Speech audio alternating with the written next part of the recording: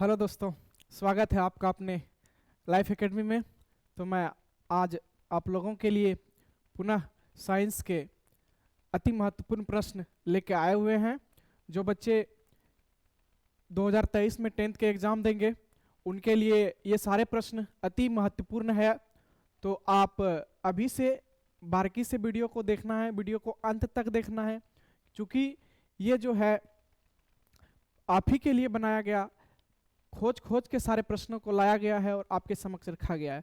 तो मैं सबों से गुजारिश करना चाहूँगा कि आप इस वीडियो को अंत तक जरूर देखें, कहीं ना कहीं इसमें आपका ही फायदा है। तो अभी हम लोग क्वेश्चन करते हैं, उसके बाद देखते हैं, ठीक है। देखिए, ये हमारी संस्थान है लाइफ एकेडमी, ठीक है, जहाँ पर जो है यहाँ पर 1 से लेकर 12 तक एवं सभी प्रतियोगी परीक्षाओं का तैयारी करवाया जाता है। और ये भी जो है एनसीईआरटी पैटर्न के साथ साथ, यानी कि एनसीईआरटी बुक जो है उस पे आधारित जो है तैयारी करवाए जाते हैं, ठीक है। हमारा ये संपर्क सूत्र है, आप इस पे संपर्क कर सकते हैं। ऑनलाइन एवं ऑफलाइन की यहाँ भी सुविधा, और सबसे बड़ी बात, हमारी जो संस्थान है ये स्मार्ट क्लासेस से आरंभ हुई है। तो आप लोग सोच सकते हैं, समझ सकते हैं कि हमारी ये संस्था किस सोच से आगे बढ़ रही है। आप लोग सक्षम है, ठीक है। आगे देखिए, ये हमारी एक चैनल है लाइफ एकेडमी बीजेपी, यहाँ जो है 1 से लेकर 12 तक की पढ़ाई होती है। और ये हमारा एक चैनल है लाइव कॉम्पिटिटिव क्लासेस, जिसमें सभी प्रतियोगी परीक्षाओं का तैयारी करवाया जाता है, ठीक है। और लाइव कॉम्पिटिटिव क्लासेस में जो है हमारे टीचर रोहित सर आप लोगों के लिए नए नए कॉन्टेक्ट लाते रहेंगे। तो मैं आप लोगों से गुजारिश करूंगा कि हमारी संस्था में जरूर ज्वाइन लें। तो आइए अभी हम लोग क्वेश्चन करते हैं। देखिए, आपके समक्ष पहला क्वेश्चन आया होगा, द्विखंडन होता है, द्विखंडन किसमें होता है? गौर से देखना है, ठीक है। पहला है अमीबा में, पैरामीशियम में, लिस्मेनियम में, उसके बाद इनमें से सभी में। देखिए, द्विखंडन जो होता है इनमें से सभी में होता है, ठीक है। द्विखंडन कहाँ पे होता है? इनमें से सभी में होता है। तो हमारा आंसर क्या हो जाएगा? इनमें से सभी, ठीक है। सबों को समझ में आ रही है मेरी बातें? अगला प्रश्न देखिए, फूल में नर प्रजनन अंग होता है, फूल में नर प्रजनन अंग क्या कहलाता है? ठीक है। तो फूल में जो नर प्रजनन अंग है, पुंकेसर है पहला, अंडप है, वर्तिकाग्र है, वर्तिका है, ठीक है। तो फूल में नर प्रजनन अंग जो है वो क्या कहलाता है? पुंकेसर कहलाता है। क्या कहलाता है? पुंकेसर कहलाता है, ठीक है। उसके बाद जो है देखिए, यहां पे और थोड़ी सी बात याद रखनी है, स्त्री प्रजनन तंत्र को क्या कहते हैं? जयांग, ठीक है। इनको भी आपको याद रखनी है, स्त्री प्रजनन तंत्र को क्या कहते हैं? जयांग कहते हैं। तो इतनी सारी बात समझ में आ गई। एक एक प्रश्नों को आपको ध्यान में रखते जाना है, क्योंकि आपके एग्जाम के पॉइंट ऑफ व्यू से बहुत ही महत्वपूर्ण सारे प्रश्न हैं, ठीक है। तो आइए हम लोग अगला प्रश्न करते हैं। अगला देखिए, अंडाणु निषेचित होता है, अंडाणु निषेचित होता है। पहला ऑप्शन हमारा है योनि में, गर्भाशय में, फिलोपियन नालिका में, अंडाशय में, ठीक है। ठीक है, तो यहां से ध्यान देना है, हमारा जो अंडाणु निषेचित होता है वो कहां पे होता है? हमारा आंसर क्या हो जाएगा? फिलोपियन नालिका में। ये बायोलॉजी के क्वेश्चन है, सारे बच्चों ने पढ़े होंगे, सारे 10th क्लास के बच्चों ने पढ़े होंगे, तो घबराना बिल्कुल नहीं है। मेरे साथ पढ़िए, मेरे साथ रहिए, मैं आपके साथ हूं। देखिए, अवतल लेंस का आवर्धन m बराबर होता है, पहला है u/v, दूसरा है u/v, तीसरा है u+v और चौथा है v/u। तो इसका क्या हो जाएगा? देखिए, अवतल लेंस का आवर्धन बराबर सूत्र जो होता है क्या होता है? v/u होता है। क्या होता है? v/u। तो सब याद रखना है इनको भी। उसके बाद आगे चलिए, आगे देखते हैं। अगला प्रश्न आपके समक्ष देखिए, गोलीय दर्पण में फोकसांतर एवं वक्रता त्रिज्या के बीच संबंध है। तो पहला है r = 2f, r = 2f, ठीक है। दूसरा है f = r, ठीक है। तीसरा है f = r/2, उसके बाद चौथा है r = f/2। तो इसका आंसर जो हो जाएगा वो क्या हो जाएगा? ए और सी दोनों हो जाएगा, ठीक है। इसका आंसर जो है वो ए और सी हो जाएगा, क्योंकि देखिए यहां से अगर हम r = 2f लिखते हैं तो हमारा ये भी आ सकता है। देखिए, f = r/2 भी यहीं से बन सकता है। तो हम ये कह सकते हैं कि दोनों आंसर होगा। समझ रहे हैं ना? समझ रहे हैं ना? मेरी बातों को समझना है, ठीक है, आपको फायदा होगी। अगला प्रश्न देखिए, हमारी बात, अगला प्रश्न देखिए, विद्युत चुम्बक बनने में प्रायः किस धातु के क्षार का प्रयोग किया जाता है? ठीक है, यह भी इंपॉर्टेंट क्वेश्चन है। पहला है इस्पात, पीतल, नर्म लोहा, इनमें से कोई नहीं। तो क्या हो जाएगा दोस्तों, क्या हो जाएगा मेरे बच्चे, क्या होगा, नर्म लोहा होगा। क्या होगा इसका आंसर सही, क्या हो जाएगा, नर्म लोहा हो जाएगा। समझ रहे हैं ना। अगला प्रश्न देखिए, हमारे घरों में जो विद्युत की आपूर्ति की जाती है वह है 220 वोल्ट पर दृष्ट धारा, दूसरा है 12 वोल्ट पर दृष्ट धारा, तीसरा है 220 वोल्ट पर प्रत्यावर्ती धारा, चौथा है 12 वोल्ट पर प्रत्यावर्ती धारा। तो हमारा आंसर इसमें से क्या हो जाएगा, सारे बच्चों ने पढ़े होंगे, फिजिक्स का ये प्रश्न है, सारे बच्चों ने पढ़े होंगे इस प्रश्न को, तो हमारा क्या आंसर हो जाएगा, सी। क्या हो जाएगा, 220 वोल्ट पर प्रत्यावर्ती धारा। समझ रहे हैं ना। आगे आइए, अगला प्रश्न करते हैं हम लोग। देखिए, किसी वस्तु का प्रतिबिंब आंख के जिस भाग पर पड़ता है वह है, यह भी प्रश्न फिजिक्स के ही है। नेत्र आप सबों ने पढ़े होंगे, नेत्र से संबंधित ये प्रश्न है। तो देखिए यहां जो है पहला है कॉर्निया, रेटिना, पुतली, आइरिस। तो कौन सा हो जाएगा हमारा, रेटिना। कौन सा हो जाएगा, रेटिना। किसी भी वस्तु का जो प्रतिबिंब हमारे आंखों पर बनता है वो कहां पे बनता है, रेटिना पर बनता है। समझ में आ रही है। अगला प्रश्न करते हैं हम लोग। अगला प्रश्न है, एक स्वस्थ आंख की दूर बिंदु होती है, एक स्वस्थ आंख की दूर बिंदु कितनी होती है, 25 सेंटीमीटर, शून्य होती है, 250 सेंटीमीटर होती है, या फिर अनंत होती है।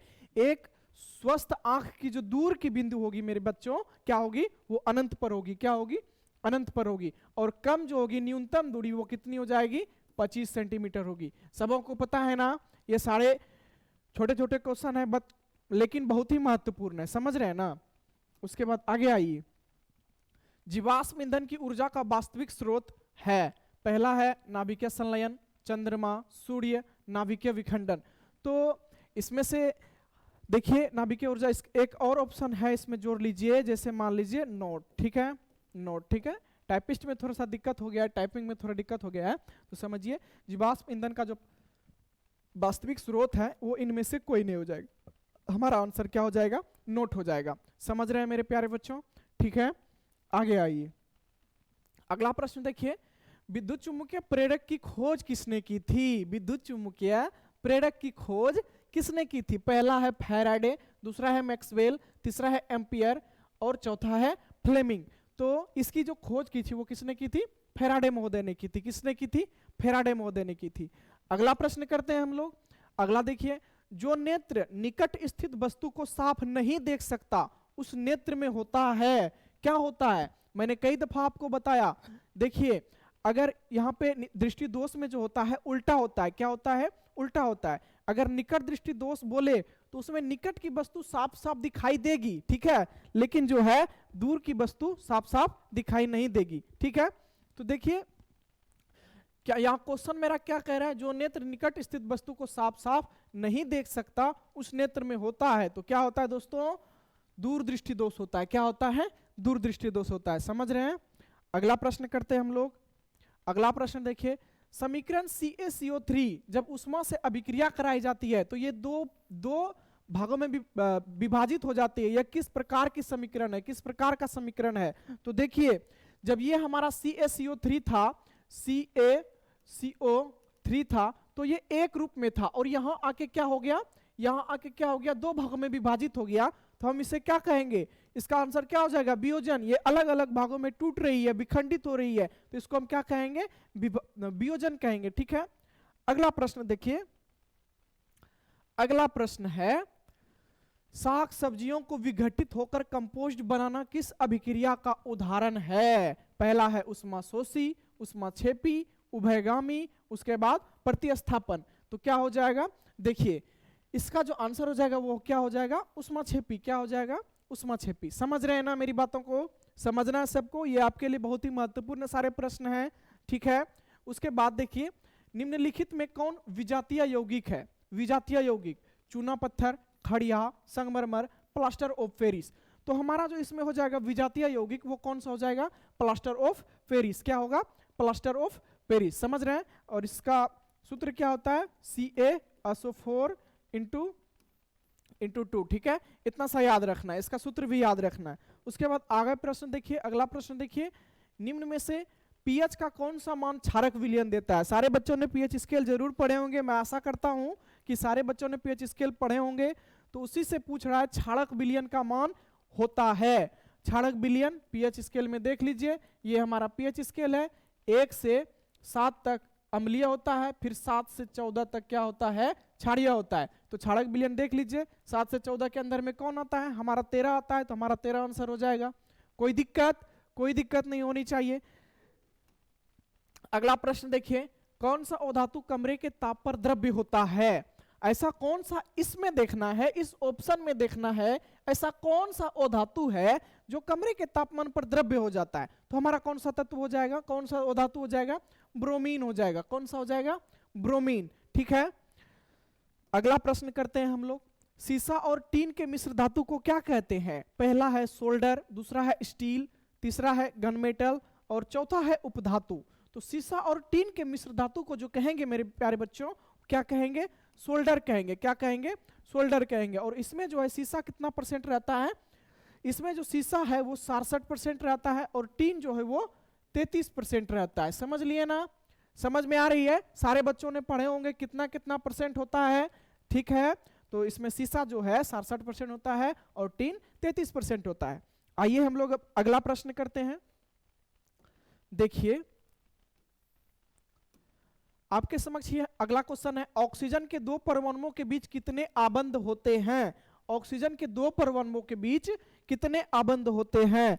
तो यहां से आपको ध्यान में रखनी है, जैसे मान लीजिए ये ऑक्सीजन है और ये ऑक्सीजन है, इनके बीच जो है हमेशा कितना बनेगा बॉन्ड? कितना बॉन्ड बनेगा? 2 आबंध बनता है। कितना बनता है मेरे प्यारे साथियों, मेरे प्यारे बच्चों? कितना बनता है? 2 आबंध होते हैं। तो इनको भी याद रखनी है, इन सारी बातों को ध्यान में रख के चलना है। अगला प्रश्न करते हैं हम लोग। अगला प्रश्न है, निम्न में से किसे आप उपभोक्ता की श्रेणी में रखेंगे? पहला है हरे पेड़ पौधे, ठीक है, उसके बाद देखिए नील हरित शैवाल है, जंगली जानवर है, इनमें से कोई नहीं है। तो यहाँ पर ऑप्शन के अनुसार जो उपभोक्ता की श्रेणी में हम किसे रखेंगे? जंगली जानवर को रखेंगे। किसे रखेंगे? जंगली जानवर को रखेंगे। और हरे पेड़ पौधे जो हैं वो किस में आ जाते हैं? उत्पादक में आ जाते हैं। ठीक है, इनको भी आपको याद रखना है, हरे पेड़ पौधे जो हैं वो उत्पादक में आ जाते हैं। ठीक है, आगे आइए अगला प्रश्न करते हैं। देखिए कवक में पोषण की कौन सी विधि होती है? कवक जो सारे बच्चों ने पढ़े होंगे, ये बायोलॉजी का ही प्रश्न है। तो कवक में पोषण की कौन सी विधि है? स्वपोषी, मृतजीवी, समभोजी, उसके बाद इनमें से कोई नहीं।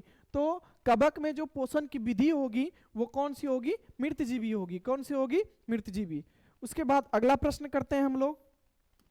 अगला देखिए, मानव में डायलिसिस थैली है, पहला है नेफ्रॉन, न्यूरॉन, माइक्रोकोन्डिया, इनमें से कोई नहीं। तो मानव में जो डायलिसिस थैली है वो कौन सी होगी प्यारे साथियों, प्यारे बच्चों? वो नेफ्रॉन होगी। कौन सी होगी?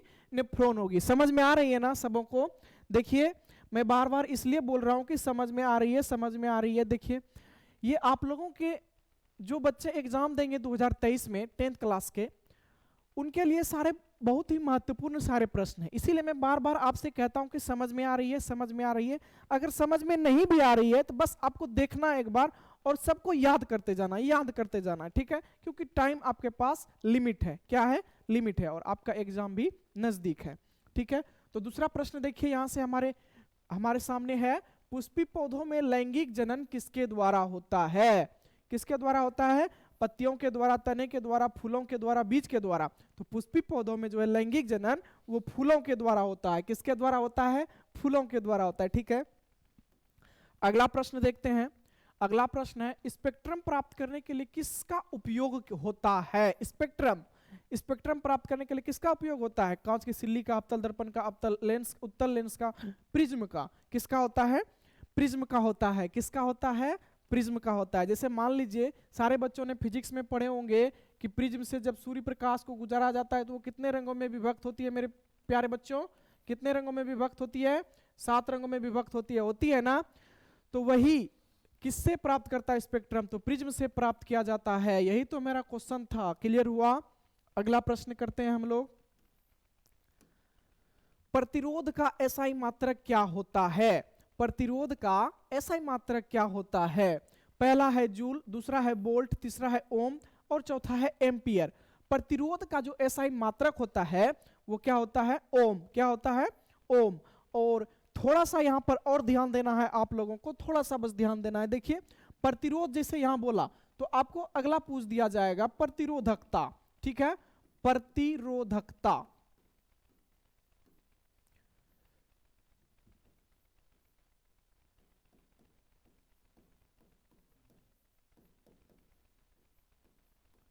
इसका क्या होता है मेरे प्यारे बच्चों, प्रतिरोधकता का जो एसआई मात्रक है वो क्या होता है, ओम मीटर है। इनको भी आपको ध्यान में रखनी है, ठीक है। प्रतिरोधकता का जो एसआई मात्रक होता है वो क्या होता है, ओम मीटर होता है।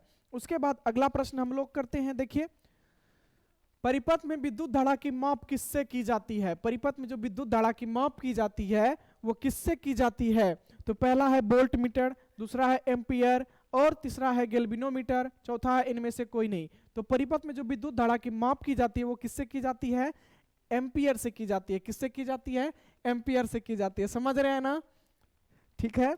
अगला प्रश्न हम लोग करते हैं, किस उपकरण में धन प्लस और ऋण का चिन्ह नहीं होता है। किस उपकरण में धन प्लस और ऋण का चिन्ह नहीं होता है, पहला है एमीटर, वोल्ट मीटर, कुंडली, विद्युत सेल। तो देखिए कुंडली में जो होता है ना मेरे प्यारे बच्चों, कुंडली में जो है प्लस और माइनस का चिन्ह नहीं रहता है, ठीक है।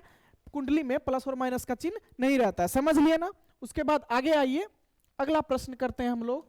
अगला प्रश्न आपके समक्ष है, सरल सूक्ष्मदर्शी में किसका उपयोग होता है, अवतल दर्पण का, उत्तल दर्पण का, अवतल लेंस का, उत्तल लेंस का। सरल सूक्ष्मदर्शी क्या है, सूक्ष्मदर्शी सारे बच्चों ने देखे होंगे, ठीक है। वो जो किसी भी पदार्थ में, किसी भी तत्व में जो है छोटे छोटे सूक्ष्म जीवों को जो है उसमें देखा जाता है, बड़ा करके दिखाता है, उसे क्या कहते हैं, सूक्ष्मदर्शी कहते हैं ना, सारे बच्चों ने देखे होंगे। तो देखिए इसमें जो प्रयोग किया जाता है वो किसका प्रयोग किया जाता है, उत्तल लेंस का प्रयोग किया जाता है, ठीक है। अगला प्रश्न हम लोग करते हैं। अगला प्रश्न है, निम्न में से कौन लवण है, क्या है, निम्न में से कौन लवण है। पहला है HCl हाइड्रोक्लोरिक, उसके बाद NaOH यानी सोडियम हाइड्रोक्साइड, K2SO4, उसके बाद हाइड्रोक्साइड।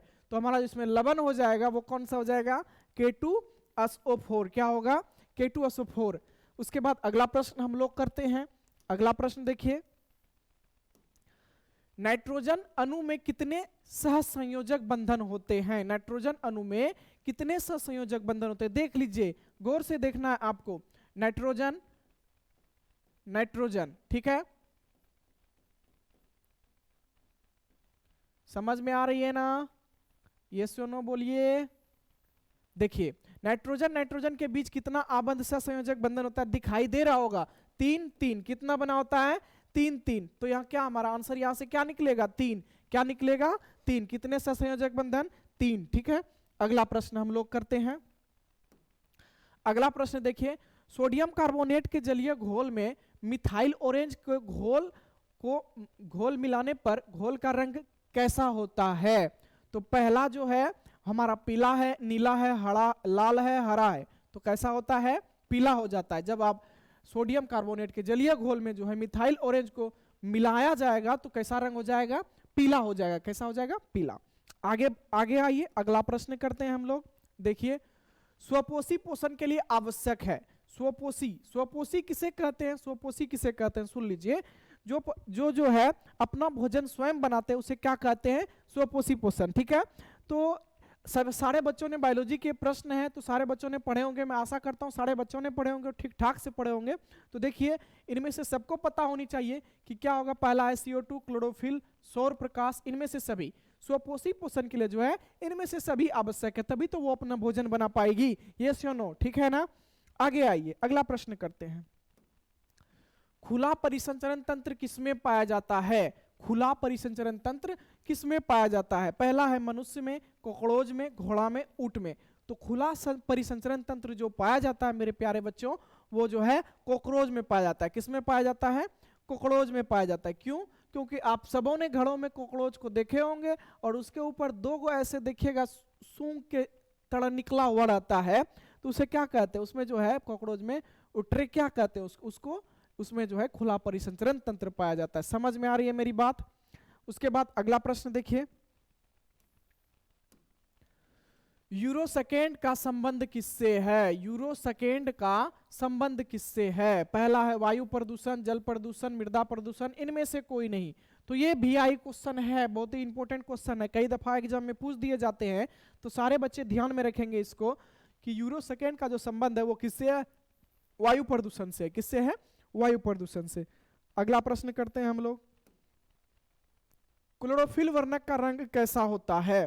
पहला है हरा, दूसरा है नीला, तीसरा है लाल, उसके बाद सफेद। तो क्लोरोफिल का जो रंग होता है वो कैसा होता है? हरा होता है। कैसा होता है? हरा होता है। समझ रहे हैं ना?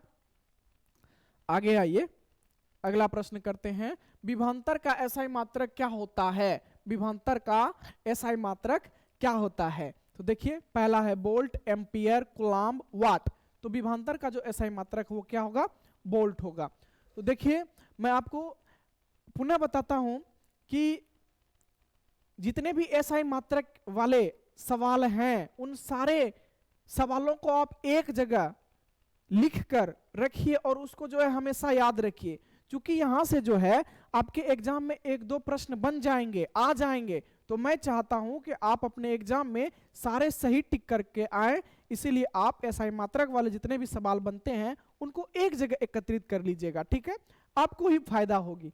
चलिए अगला प्रश्न करते हैं अभी हम लोग, प्रकाश के अपवर्तन के कितने नियम होते हैं? प्रकाश के अपवर्तन के कितने नियम होते हैं? पहला है 1 2 3 4। तो कितना होता है प्रकाश के अपवर्तन के? सारे बच्चों ने पढ़े होंगे।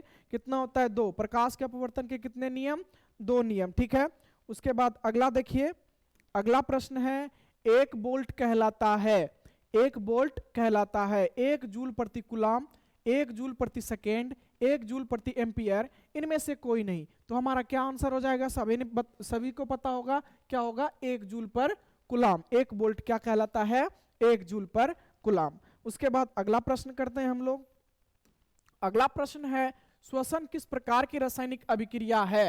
श्वसन किस प्रकार की रासायनिक अभिक्रिया है? पहला है उपचयन, संयोजन, उष्माक्षेपी, उष्माशोषी। तो श्वसन किस प्रकार का हो जाएगा? उष्माक्षेपी अभिक्रिया होगा। समझ रहे हैं ना? आगे आइए, अगला देखते हैं, कौन विद्युत का सर्वोत्तम सुचालक है? कौन विद्युत का सर्वोत्तम सुचालक है? कॉपर, उसके बाद चांदी, उसके बाद एल्युमिनियम, उसके बाद लोहा। तो कौन हो जाएगा? हमारा चांदी जो है विद्युत का सर्वोत्तम सुचालक हो जाएगा। समझ रहे हैं ना? चांदी जो है विद्युत का सर्वोत्तम सुचालक हो जाएगा। उसके बाद अगला प्रश्न हम लोग करते हैं, अगला देखिए क्या है अगला है, आवर्त सारणी के उद्ग्रह स्तंभों को क्या कहा जाता है? आवर्त सारणी के उद्ग्रह स्तंभ को क्या कहा जाता है? पहला है वर्ग, आवर्त, अपरूप, इनमें से कोई नहीं। तो आवर्त सारणी के उद्ग्रह स्तंभ को जब भी कहेंगे बच्चों, क्या कहेंगे? वर्ग कहेंगे। क्या कहेंगे? वर्ग कहेंगे। ध्यान में रखना एक एक बातों को, ठीक है। उसके बाद देखिए अगला प्रश्न करते हैं हम लोग, अगला प्रश्न आपके सामने, निम्न में से कौन उपधातु है? उपधातु कौन हो जाएगा? देखिए, लोहा, कॉपर, निकेल, एंटीमनी, एंटीमनी। तो कौन हो जाएगा हमारा उपधातु? एंटीमनी। कौन सा हो जाएगा? एंटीमनी, ठीक है। उसके बाद अगला प्रश्न हम लोग करते हैं, पीतल। पीतल है, पीतल पूछ रहा है क्या है? पीतल क्या है? कंफ्यूज बिल्कुल नहीं होना, माइंड को क्लियर रखना, फ्रेश रखना, ठीक है, क्योंकि मैं आपके साथ हूं, हमेशा आपके साथ खड़ा रहूंगा, ठीक है। बस आप लोगों को ध्यान से पढ़नी है। उसके बाद देखिए, धातु, अधातु, मिश्र धातु, उपधातु। तो पूछ रहा है क्या है पीतल? पीतल क्या है? मिश्र धातु है। क्या है? मिश्र धातु है। इसमें क्या है? देखिए, ये जो है तांबा और जस्ता का मिश्रण होता है। किसका होता है? तांबा और जस्ता का मिश्रण होता है। इसमें जो तांबा है ना दोस्त, मेरे प्यारे बच्चों, कितना होता है? 70% होता है, और जस्ता वही 30% होता है। समझ लिए ना? तो अब आपसे यह प्रश्न पूछा जाएगा कि पीतल क्या है, तो आप बखूबी जवाब दे दीजिएगा कि पीतल क्या है? मिश्र धातु है। इसमें तांबा 70% होती है और जस्ता जो है 30% होती है। क्लियर हुआ ना? क्लियर हुआ ना? कोई भी डाउट मन में नहीं रखना है, ठीक है ना। अगला प्रश्न देखिए, अम्लीय विलयन का पीएच मान होता है। पुनः वही क्वेश्चन आया। देखिए, मैं पीएच स्केल से कितने सारे प्रश्न बनते हैं, पीएच स्केल से प्रश्न बनते हैं।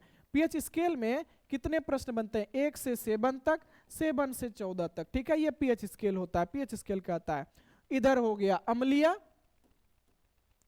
अम्लीय, इधर क्षारीय, और ये उदासीन, ठीक है। तो पूछ क्या रहा है? अम्लीय विलयन का पीएच मान होता है 7 होता है कि 7 से कम होता है, 7 से अधिक होता है, इनमें से कोई नहीं। तो आप सक्षम है पीएच स्केल के द्वारा आप आंसर दे दीजिएगा। क्या होगा? 7 से कम होता है। क्या होता है? 7 से कम होता है। अम्लीय विलयन का पीएच मान जो होता है वो 7 से कम होता है। अगला प्रश्न करते हैं हम लोग। अगला प्रश्न देखिए, सरलतम हाइड्रोकार्बन है, सरलतम हाइड्रोकार्बन पूछ रहा है, एकदम माइंड में फ्रेशनेस रखिए। देखिए मीथेन है, इथेन है, प्रोपेन है, ब्यूटेन है, तो सरलतम हाइड्रोकार्बन क्या हो जाएगा? मीथेन हो जाएगा। ठीक है, अगला प्रश्न हम लोग करते हैं। अगला है, कुटपाद किसमें पाया जाता है? कुटपाद किसमें पाया जाता है? पहला है अमीबा, युग्लिना, कवक, पैरामीशियम।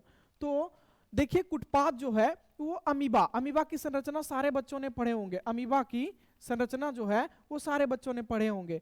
ये क्या है? ये अमीबा है। अमीबा भोजन, जिस प्रकार को भोजन ग्रहण करना है उस प्रकार अपने शरीर को क्या करती है? ढाल लेती है। ठीक है, तो अमीबा जो है कुटपाद की सहायता से ही भोजन का अंत ग्रहण करती है। सारे बच्चों ने पढ़े होंगे, बायोलॉजी का प्रश्न है, घबराना बिल्कुल नहीं है। ठीक है, तो इसका क्या हो जाएगा? कुटपाद किसमें पाया जाता है? तो हमारा आंसर क्या हो जाएगा? अमीबा में पाया जाता है। समझ रहे हैं ना?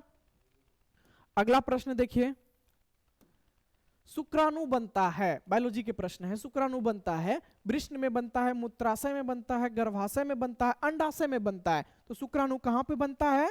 वो वृष्ण में बनता है। कहां पे बनता है? वृष्ण में बनता है। ठीक है, उसके बाद अगला प्रश्न हम लोग करते हैं।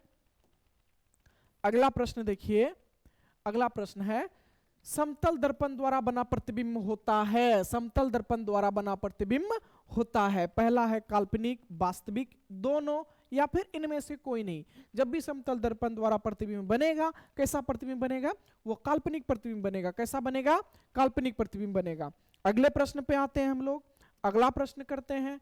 देखिए, निकट दृष्टि दोष दूर करने के लिए किस लेंस का व्यवहार किया जाता है? निकट दृष्टि दूर करने के लिए किस लेंस का व्यवहार? उत्तल लेंस, अवतल लेंस, उसके बाद यहाँ पे अवतल होगा। ठीक है, उसके बाद देख लीजिए यहाँ पे जो है अवतल होगा। क्या होगा? थोड़ा सा टाइपिंग जो है ना, टाइपिंग करने वाले मिस्टेक कर दिए, हमारे जो भैया हैं टाइपिंग करने वाले वो थोड़ा मिस्टेक कर दिए। ठीक है, तो देखिए यहाँ पे समतल, ठीक है, समतल है। तो पूछ रहा है निकट दृष्टि दोष दूर करने के लिए किस लेंस का व्यवहार किया जाता है? मैं पुनः आपको समझाता हूं कि निकट दृष्टि दोष वैसे दृष्टि दोष को कहेंगे जिसमें निकट की वस्तु दिखेगी लेकिन दूर की वस्तु नहीं दिखेगी, उल्टा है। ठीक है, तो उसका जो है दूर की वस्तु को दिखाने के लिए किस लेंस का प्रयोग किया जाएगा? तो वो हमारा कौन सा हो जाएगा? अवतल लेंस। अवतल लेंस का कार्य क्या है? कि दूर की वस्तु को बड़ा करके दिखाना। समझ रहे हैं ना? दूर की वस्तु को बड़ा करके दिखाना। मैं आशा करता हूं कि ये जो प्रश्न है आपके दिमाग में एकदम फिट हुआ होगा और क्लियर हुए होंगे। ठीक है, तो अगला प्रश्न हम लोग करते हैं। भी आइए, याद रखना इस प्रश्न को। देखिए, आमीटर को विद्युत परिपथ में जोड़ा जाता है। आमीटर को जो है विद्युत परिपथ में कैसे जोड़ा जाता है? पहला ऑप्शन हमारे समक्ष है, श्रेणी क्रम में, समांतर क्रम में, दोनों में और पार्श्वबद्ध में। तो आमीटर को जो है वो जो है आमीटर को विद्युत परिपथ में श्रेणी क्रम में जोड़ा जाता है। कैसे जोड़ा जाता है? श्रेणी क्रम में जोड़ा जाता है। तो मेरे प्यारे बच्चों, ये आप लोगों के लिए 2023 के जो भी बच्चे एग्जाम देंगे 10th के, उनके लिए जो है ये पार्ट 2 था।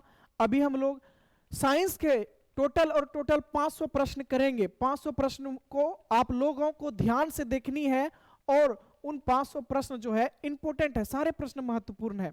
तो मैं आपसे गुजारिश करूंगा कि यदि हमारा ये वीडियो आपको पसंद आए तो हमारे चैनल को जरूर सब्सक्राइब करें, साथ ही साथ लाइक एंड शेयर भी करें, ताकि हमें भी एक अलग उत्साह, एक अलग जुनून मिल सके आपके साथ जुड़ने में और अच्छा आनंद मिले। तो मैं एक बात आप लोगों को सुनाता हूं। कहते हैं कि ये तो अभी शुरुआत है, अभी अंत बाकी है। ठीक है, ये तो अभी शुरुआत है, अभी अंत बाकी है। ये तो बस थोड़ी सी थी, अभी अनंत बाकी है, अभी अनंत बाकी है। मेरे प्यारे बच्चों, ये अभी थोड़ी सी है, अभी हम लोगों को ढेर सारी चीजें पढ़नी है। अभी आपसे हमको ढेर सारी बातें करनी है, ढेर सारी शिक्षाओं का आदान प्रदान करना है। तो आप लोग हमेशा यूं ही हमसे जुड़े रहें। आपका इतनी देर तक हमारे साथ जुड़ने के लिए बहुत बहुत धन्यवाद। धन्यवाद।